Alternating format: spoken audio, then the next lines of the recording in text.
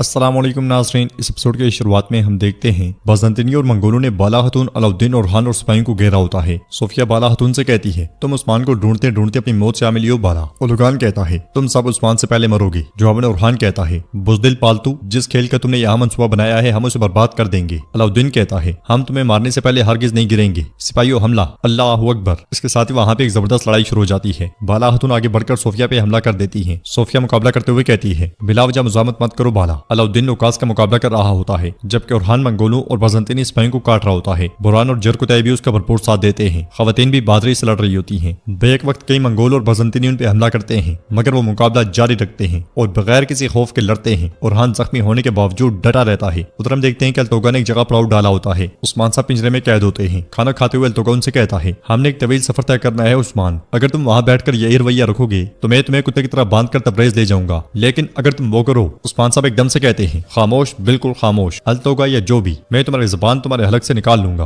अल्तोगा मुस्कुराते हुए कहता है, तुम बहुत जिद्दी हो उस्मान। देखो तुमने अपनी रियासत खो दी, लेकिन तुम फिर भी जिद पर अड़े हुए हो। तुम एक सरदार थे जो रस्म रवाज की पैरवी करते थे, लेकिन अब सब खत्म हो गया है। हम देखते हैं कि उस्मान साहब आगे पीछे देखते हुए भागने का रास्ता तलाश कर रहे होते हैं। अल्तोगा ओलोशमन से कहता है, चलो उस्मान को थोड़ा खुश करते हैं, अपना मंत्र शुरू करो। ये सुनते साथ ही ओलोशमन मंत्र शुरू कर देता है। मंगोल सिपाही भी उसके साथ जुमने शुरू कर देते हैं। उन्हें मसरूफ देखकर उस्मान साहब होशियार हो जाते हैं और पिंजरे के पास खड़े सिपाही को गुस्सा दिलाते हुए कहते हैं, ओ कमीने कुत्ते, ये तुम किस तरह खड़े हो? क्या तुम डर रहे हो? यह सुनकर मंगोल गुस्से में आगे बढ़ता है और उस्मान साहब का गिरबान पकड़ने की कोशिश करता है, मगर उस्मान साहब खंजर निकालकर उसे मौत के घाट उतार देते हैं और कहते हैं, यकीनन तुम डरे हुए हो क्योंकि तुम्हारा सामना उस्मान सरदार से है। उसे मौत के घाट उतारते साथ ही उस्मान साहब उसके कपड़ों में से चाबी निकाल लेते हैं और खंजर पे काई निशान देखकर उस लम्हे को याद करते हैं जब कबीले से निकलते हुए आयशा ने खामोशी से उन्हें खंजर दे दिया था और कहा था, ये दादा सुंगुर तक इनका है। इस ख्याल के बाद उस्मान साहब कहते हैं, शुक्रिया आयशा, शुक्रिया। ये कहते साथ ही वो दरवाजे के पास जाकर बैठ जाते हैं और अल्तोगा को मसरूफ देखकर एकदम से दरवाजा खोल देते हैं। फिर खामोशी से नीचे उतरते हैं और मरे हुए मंगोल से तलवार ले लेते हैं। छुपते छुपते उस्मान साहब आगे बढ़ते ही चले जाते हैं और बिल आखिर एक घोड़े के पास जा पहुंचते हैं, मगर उनके घोड़े पर सवार होते साथ ही एक मंगोल उन्हें देख जाता है और बुलंद आवाज से कहता है, उस्मान भाग रहा है। ये सुनते साथ ही सब मंगोलों की दौड़े लग जाती हैं। उस्मान साहब आगे आगे, अल्तोगा सिपाहियों के साथ पीछे पीछे होता है। वो सभी घोड़ों पर सवार होते हैं और ताक़ुब शुरू कर देते हैं। उधर हम देखते हैं कि बाला खातून सोफिया का मुकाबला कर रही होती है और उससे कहती है, तुम्हें मारने से पहले मैं नहीं मरूंगी। सोफिया कहती है, तुम आसानी से नहीं मरोगी बाला, तुम मेरी मिन्नत करोगी। ये कहते साथ उन पे हमला कर देती है। ओरहान भी मुसलसल काफिरों को काट रहा होता है। अलाउद्दीन और लोकास के दरमियान टक्कर का मुकाबला हो रहा होता है। बाकी सिपाही भी अपना काम कर रहे होते हैं। ओलगान मुसलसल कई सिपाहियों को शहीद कर रहा होता है। होलोफेरा और गोंचा पीठ से पीठ मिलाकर लड़ती हैं और हम देखते हैं कि सोफिया बाला खातून को लात मारकर नीचे गिरा देती है। मुश्किल में पड़ा हुआ ओरहान ये मंजर देख जाता है। सोफिया जैसे ही हमला करती है उसके सामने तलवार रख देता है। लोकास का मुकाबला करते हुए अलाउद्दीन भी जमीन पर गिर जाता है। ओरहान बाला खातून को उठाते हुए कहता है, हम पीछे हट रहे हैं, चलो। अलाउद्दीन भी लोकास को लात मारकर पीछे धकेल देता है और सिपाहियों को काटते हुए कहता है, हम पीछे हटेंगे, चलो। सब रास्ते में हाइल काफिरों को जहन्नुम वासिल करते हुए पीछे हटना शुरू हो जाते हैं। ये देखकर सोफिया चिल्लाते हुए कहती है, इन्हें भागने मत देना, ये बच नहीं पाएंगे। लोगान भी कहता है, उन्हें पकड़ो। उधर हम देखते हैं कि उस्मान साहब आगे आगे जबकि मंगोल उनके पीछे पीछे होते हैं। मंगोलों को करीब देखकर उस्मान साहब रुक जाते हैं और उन्हें काटते हुए घोड़ों से नीचे गिरा देते हैं। अल्तोगा भी वहां पहुंच जाता है और अपने सिपाहियों को मरता हुआ देखकर कहता है, उस्मान तुम हरगिज नहीं बच पाओगे। ये कहते साथ वो उस्मान साहब की जानिब तीर छोड़ता है जो उस्मान साहब के कंधे में व्यवस्थ हो जाता है। तीर लगते साथ ही उस्मान साहब भाग पड़ते हैं और अल्तोगा उनके पीछे जाता है। उधर हलीमा उस मुकाम पे पहुंचती है जहां से उस्मान साहब भागे थे। वो घोड़े से उतरने के बाद मुहतात अंदाज में आगे बढ़ती है और पिंजरा खाली देखकर कहती है, तो तुम भाग गए उस्मान, लेकिन मैं कसम खाती हूँ कि मैं तुम्हें मार डालूंगी। ये कहते साथ ही हलीमा वहां से रवाना हो जाती है। काई कबीले में आयशा मशरूब लेकर आगे बढ़ रही होती है और गाजी के खेमे के बाहर खड़े मंगोल सिपाही से कहती है, नौकर चचा, मैं अलबाई सरदार की बेटी हूँ, क्योंकि मेरे बाबा ने सरदार बने हैं तो मैं सबको शरबत पिला रही हूँ, आप भी थोड़ा सा पी लें। वो शरबत देती है और मंगोल सिपाही पी लेता है। ये देखकर आयशा पलट कर एक जानिब खड़ी हो जाती है। खेमे के अंदर गाजी बंदा होता है। बाहर मंगोल जैसे ही गिरता है आयशा भागती हुई खेमे में दाखिल हो जाती है और गाजी को देखते हुए कहती है, मैं जानती हूँ कि देर होगी मगर मैं पहले नहीं आ सकती थी गाजी। ये कहते साथ ही वो गाजी को खोलने लग जाती है। गाजी उससे कहता है, क्या तुम जानती हो कि तुम्हारे बाबा गद्दार थे आयशा? आयशा शर्मिंदा होती है और कोई जवाब नहीं देती। गाजी मजीद कहता है, तुमने हमेशा मुझसे कहा कि काश तुम्हें मालूम होता कि मैं कौन हूँ, तो इसीलिए है ना, तुम्हें मालूम था कि तुम काई नस्ब से हो। आयशा उसे खोलते हुए कहती है, हमारे नस्ब को मैं जानती थी, लेकिन मैं अपने बाबा की गद्दारी के बारे में कुछ नहीं जानती थी गाजी। अगर मुझे मालूम होता तो क्या मैं उस्मान साहब को ना बताती? तुम मेरे बाबा की वजह से अपने माँ और बाबा से बिछड़ गई। तुम अगर मेरी बात पर यकीन नहीं करते तो मैं तब भी तुमसे नाराज नहीं होंगी। गाजी कहता है, मसला मेरे बाबा या माँ का नहीं है आयशा, रियासत का मसला है, रियासत का। हमें उस्मान साहब को बचाना है। गाजी उठता है तो आयशा कहती है, इससे पहले कि वो उस्मान साहब को यहाँ से ले जाते मैंने चुपके से उस्मान साहब को खंजर दिया है, शायद वो खुद को बचा लें। गाजी उसे हौसला देते हुए कहता है, बहुत खूब आयशा, वल्लाह तुम बहुत बहादुर सिपाही बनोगी। आयशा कहती है, मैं सिपाही नहीं बनूंगी, मैं जंगजू या बाजियान बनूंगी, बाला खातून की तरह। फिर वो एकदम खिड़की से बाहर देखते हैं और आयशा कहती है, शरबत का असर खत्म होने से पहले हमें यहाँ से निकलना होगा गाजी। वो दोनों जैसे निकलने लगते हैं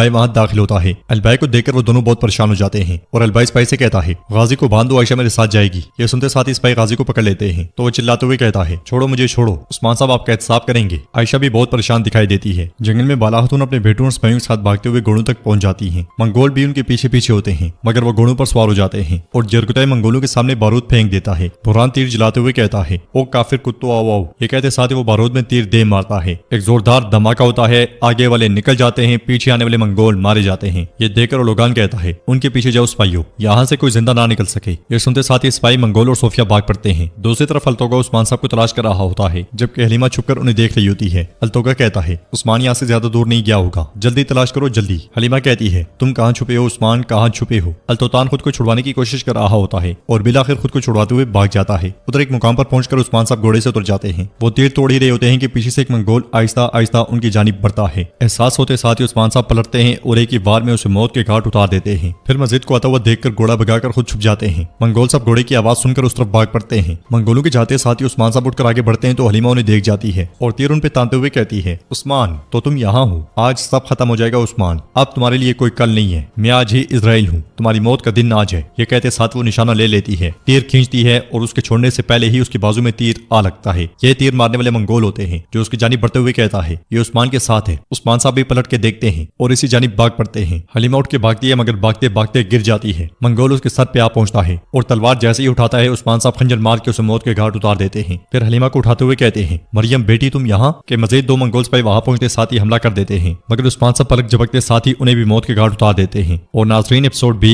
इख्तिताम पजीर होती है। कैसी लगी आपको ये एपिसोड? इंशाल्लाह नेक्स्ट पार्ट भी जल्दी अपलोड कर दिया जाएगा। अगर आपको एपिसोड्स पसंद आ रही हैं तो प्लीज लाइक कर दें, शेयर करें। सब्सक्राइब नहीं किया हुआ तो सब्सक्राइब करने के साथ साथ घंटी वाले आइकन को लाजमी से दबा लें ताकि नेक्स्ट आने वाली वीडियोस का नोटिफिकेशन आपको मिल सके और आप वो वीडियोस सबसे पहले देख सकें। इंशाल्लाह मिलते हैं नेक्स्ट वीडियो में, तब तक के लिए रखें अपना और अपनों का बहुत ज्यादा ख्याल। अल्लाह निगहबान।